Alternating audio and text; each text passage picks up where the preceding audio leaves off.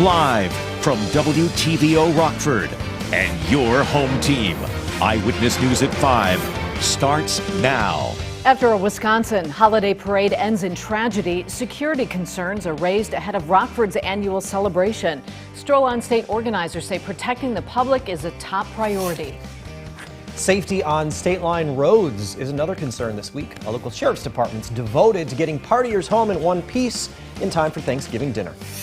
And as families gathered to give thanks, the Winnebago County Health Department offers some advice. Local health leaders say vaccine rates are not where they should be as we near the end of the year. Good evening, I'm Mimi Murphy. And I'm Eric Wilson. A Midwest community is reeling after this weekend's deadly incident at the Waukesha, Wisconsin Christmas parade. Police arrested one man. 5 people were killed and 48 others, including 2 children, were injured when the driver of an SUV plowed into the celebration. Madeline Rivera has the latest. Last night, our wonderful Waukesha parade became the scene of a horrific tragedy.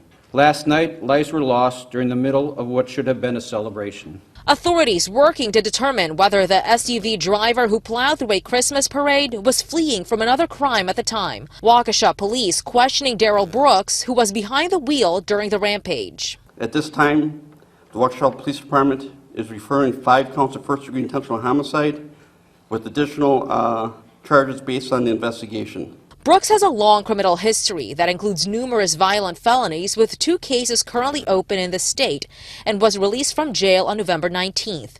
The 39-year-old taken into custody after an officer opened fire to try to stop the vehicle. Didn't stop at all. Just kept going, running over people the entire time.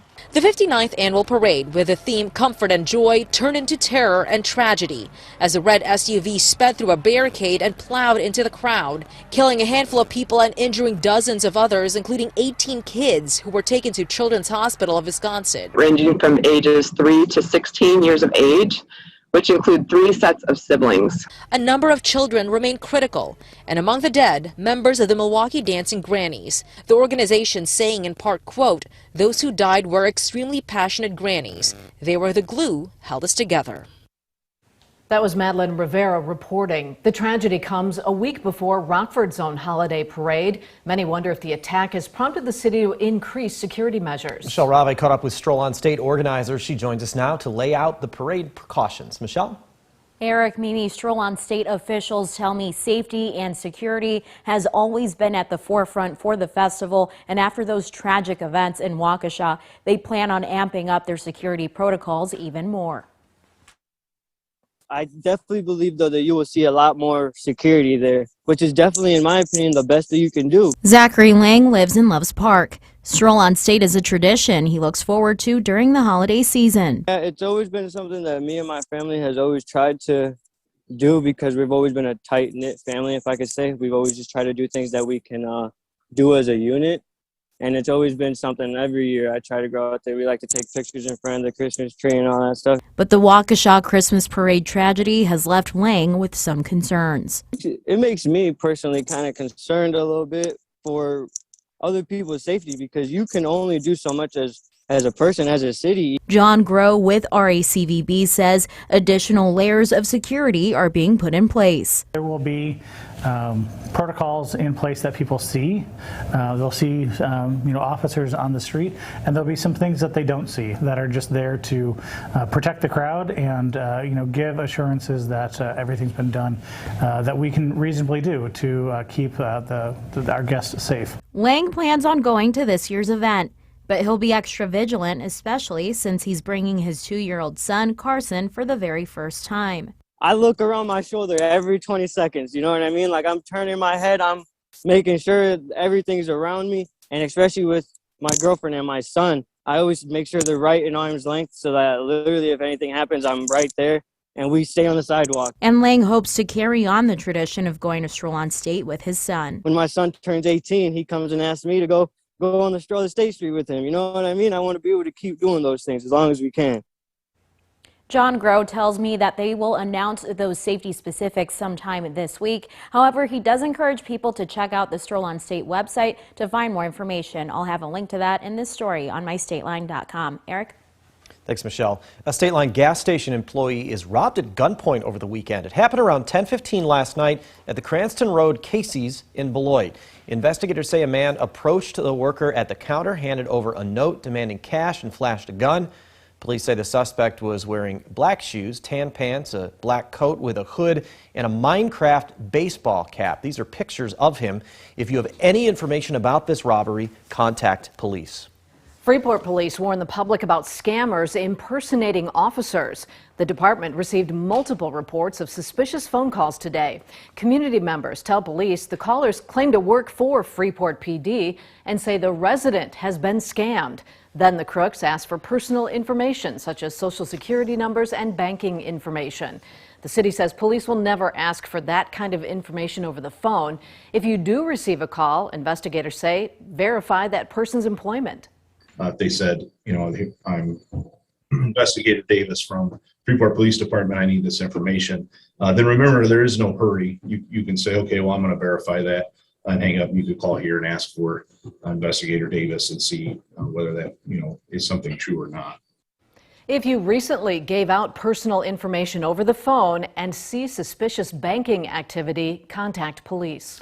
One of the biggest drinking holidays of the year takes place this week. Blackout Wednesday is the day before Thanksgiving. It's a time when many people reconnect with old friends at local bars. If the reunions get a little out of hand, Winnebago County Sheriff's Safe Ride Home program is here to help. It's sponsored by LaMonica Beverages. Those in need of a lift home can call the non-emergency number and a deputy will pick them up. Sheriff Gary Caruana says he expects a lot of people to use the service with the new temporary casino now open. If they need a ride home from there, they're having a good time, they're out there with their family, hey, this is a new, entity that just opened up. We want to make sure that they get rides home from the Hard Rack. Safe Ride Home runs from 11 p.m. Wednesday to 3 a.m. Thursday. Save that number on your screen now, or you can find it later at mystateline.com. Winnebago County health officials are asking people to be careful off the roads this Thanksgiving. The warning comes as COVID-19 cases spike in the state line. Rachel Perry's live at the health department. Rachel, administrators say the vaccination rate in the county is playing a part.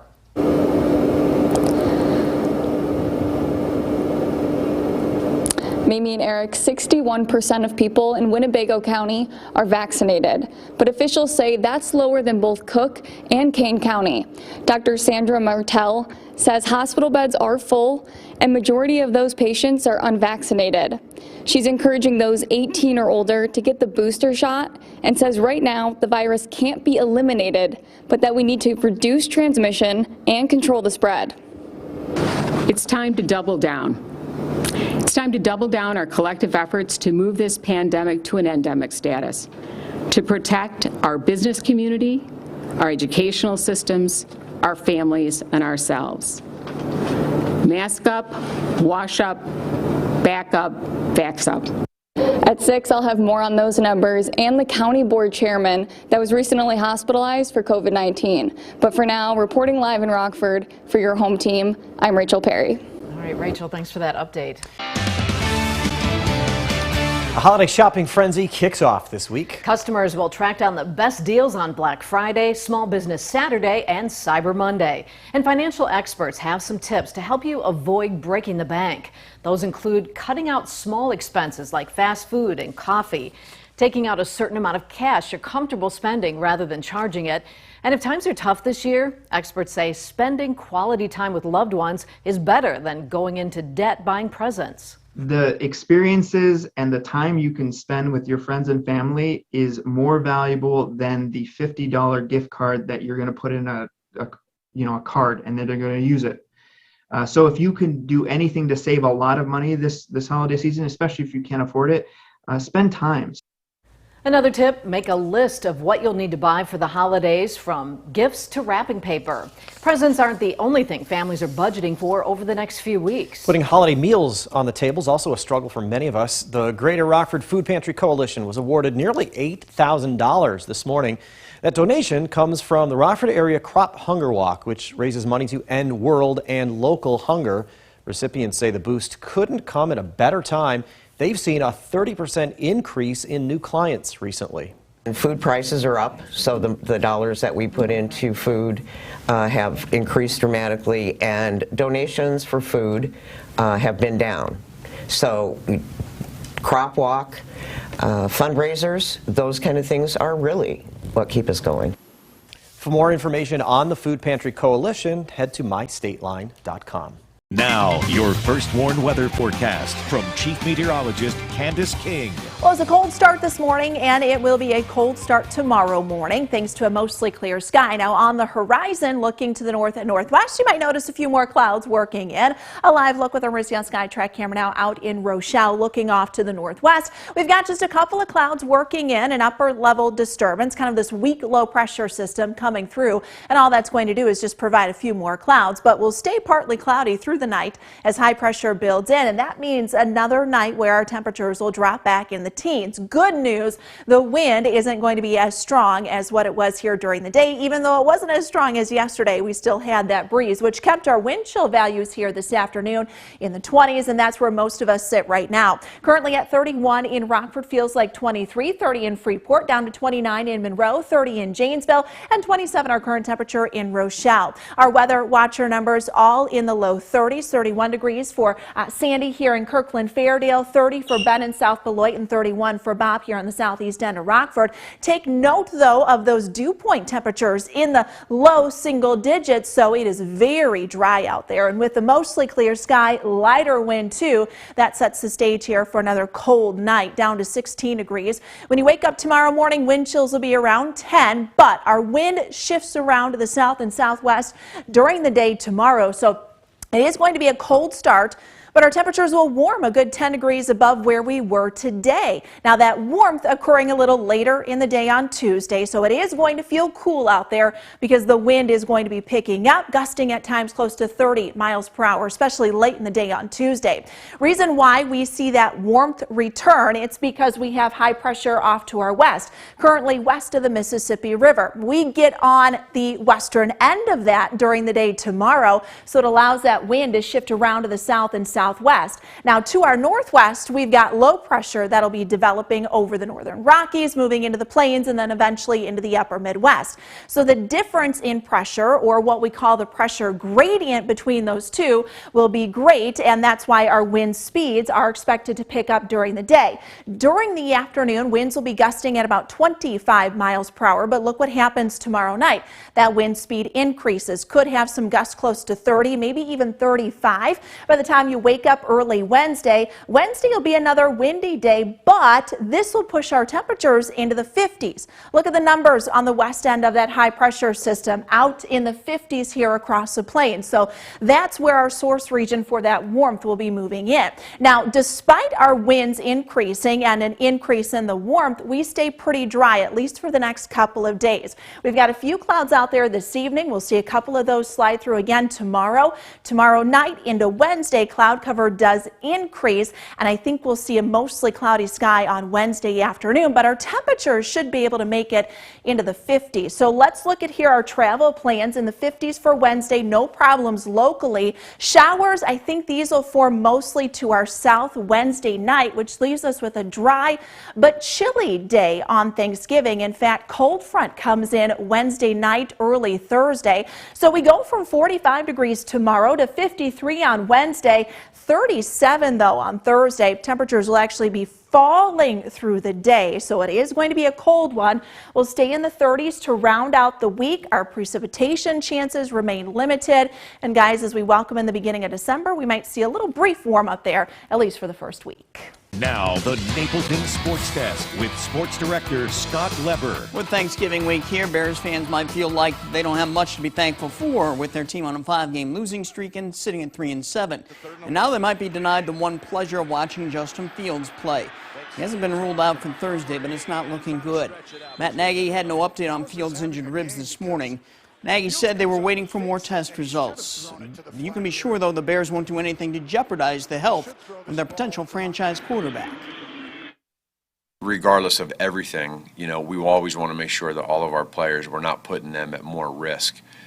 Regardless of who you are, obviously there's more magnitude to everybody else and to us with Justin and being the quarterback and touching the football every play and throwing and that sort of thing, so we'll have to keep that in mind.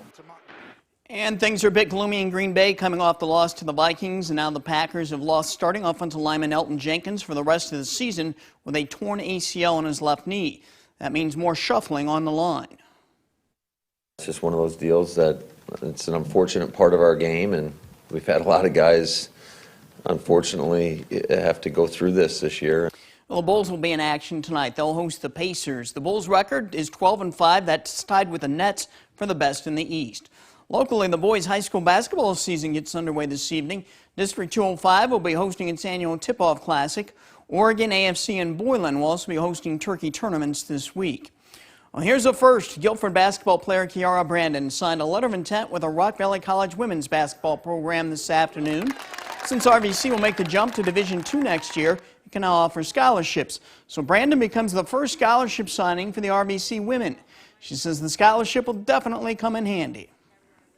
It's a really big deal. It feels amazing to be able to do that. So she's a high three-point shooter. She's a high-level three-point shooter. One of the best three-point shooters in the state of Illinois, possibly in the Midwest. Shoots at a high clip, and that's something we're missing on our team right now. Candace will have a final look at weather in just a moment. First, here's what's on News Nation's agenda. Tonight, President Biden is finally taking action to curb skyrocketing gas prices. How tapping into the country's oil reserves might help your holiday travel. That's on Balance tonight. Now here's a look at what's happening on Dan Abrams Live. Thanks, Leland. Tonight on Dan Abrams Live, the president and vice president both expressed concerns about the Kyle Rittenhouse verdict. But why? This, as some on the right claim he's a hero. That's coming up tonight on Dan Abrams Live. That's all later on the fastest growing cable news network in America. Watch News Nation on any of the cable and satellite stations you see here. There's also newsnation.com. Skies will stay clear for us. Our first warning interactive radar brought to us by Rockford Auto Glass and More. Down to 16 degrees tonight. It'll be a cold start tomorrow. Winds will pick up for the afternoon. Temperatures back into the 40s, 50s on Wednesday. Cooler for Thanksgiving. All right, thanks, Candace. And thank you for spending some of your time with us. Stay safe.